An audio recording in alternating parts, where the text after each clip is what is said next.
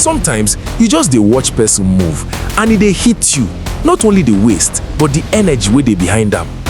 Moving waist carry that kind vibe. E dey playful, e dey serious, e dey make you feel the pulse of every room the characters enter.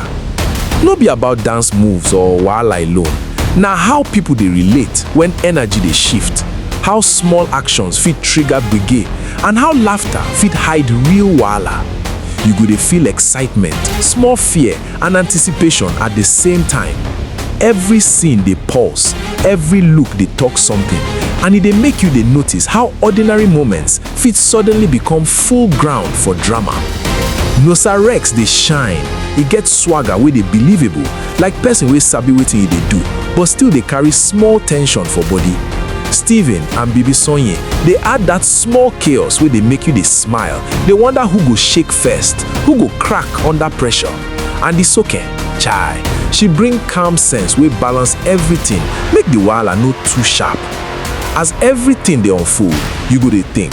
Sometimes, movement no just entertain, e dey expose character, patience, and how people dey choose when things dey hot.